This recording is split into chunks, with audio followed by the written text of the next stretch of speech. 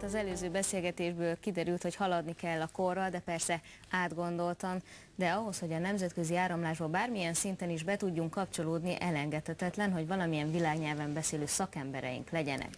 Amikor Budapest utcáin bóklászó külföldiekkel találkozom, nagyon sokszor a megrökönyödéseknek adnak hangot, hogy Magyarországon milyen kevesen beszélnek angolul, pedig tény, hogy sokan tudnak angolul, csak egyszerűen nem merik használni.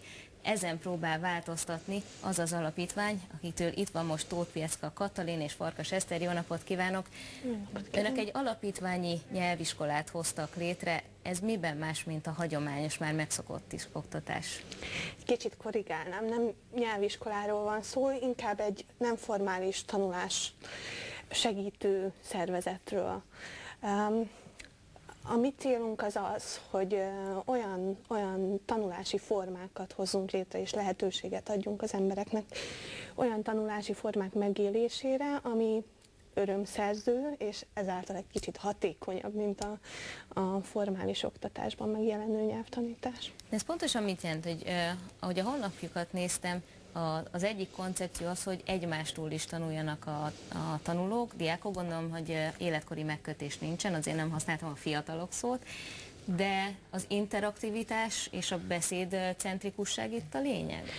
Igen, jól látja, tehát hogy így a különböző tanulási formákban, mint a tanulókörök, vagy egy-egy ifjúsági projekt, vagy például a Budapest Melting Pot nevű klubunk, ez mind azt szolgálja, hogy olyan teret teremtsünk, ahol az emberek a saját érdeklődésüknek megfelelően tudnak kommunikálni, és tehát ugye ez egy oldottabb légkörű, egy olyan teret ad a kommunikációnak, ami magabiztosságra, tehát tényleg egy gyakorlati nyelvhasználatra segíti, inspirálja a résztvevőket.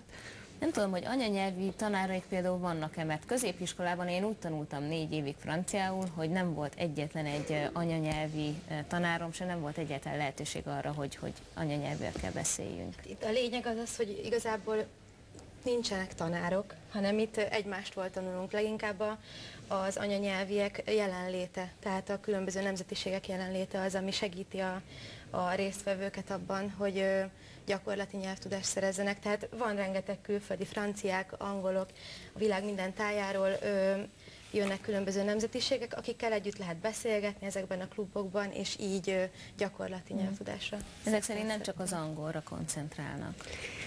Hát azért elsősorban az angol az, ami nálunk most érvényben van, de valóban, tehát nincs elzárva a lehetőség. És iskolákkal például kommunikálnak valamilyen szintű együttműködésről, hiszen azért nem ártana elterjeszteni ezt a beszédcentrikus módszert. Van egy tervünk most 2010-re, hogy olyan kamaszklub hálózatot hozzunk létre, ahol így a gyakorlatban használhatják a nyelvet, az idegen nyelvet a diákok. Ez azért is, hogy hátrányos helyzetűek is hozzájuthassanak a nyelvgyakorlás lehetőségéhez. Ezt úgy általános iskolás korosztálynál szeretnénk elkezdeni, tehát hogy igen, tervben van, dolgozunk rajta, de mi egy nagyon fiatal szervezet vagyunk, tehát hogy még előttünk van az úttörés. Hát köszönjük szépen, a honlapjukon további részletek is vannak, hogyha valakinek felkeltett az érdeklődését. Köszönjük szépen. Köszönjük.